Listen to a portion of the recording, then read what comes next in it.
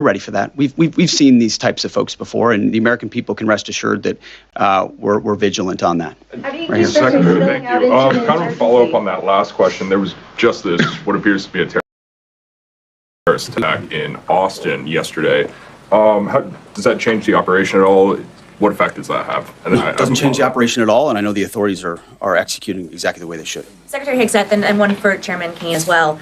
I understand, to your point here, that you don't want to broadcast everything for our adversaries to hear, but the American people also want to know what they're sending their men and women to war for. Is there a concern of this spiraling into a longer war? And then one for the chairman when you're done. Did you not hear my remarks?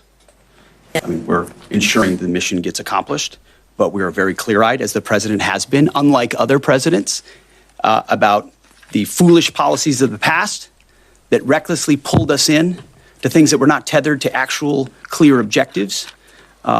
So we know, we have plans, we have generals, we have chairmen, we have commanders, CENTCOM commanders, Admiral Cooper, who's executing very deliberately to ensure outcomes that I laid out are accomplished.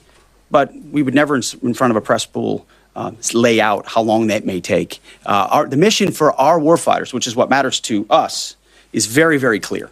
And they're executing it right now violently. And just for the chairman quickly, I have one for the chairman. You said this is not a one-night operation. It will take time to achieve the goals. What would be the goal line here for you? I think the Secretary laid out the military objectives, and that's what we execute against, is the military objectives. Last one right here. Uranium is. Thank you, sir. As you've said, there are a large amount of U.S. service members that are in harm's way right now. What is your prayer for them? First of all, my prayer for them is that I do pray for them. My wife prays for them. Our family prays for them. Our cabinet prays for them. None of this is done on a whim.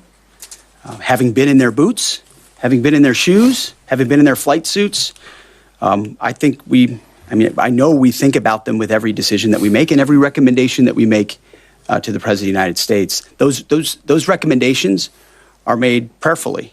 And when I pray every day for them and for this mission, I pray simply for the biblical wisdom to see what is right and the courage to do it. It's going to take courage to follow through on this. There's going to be a lot of noise, and we pray for that, and we hope all of you do as well. Thank you very much. Appreciate it. Thank you.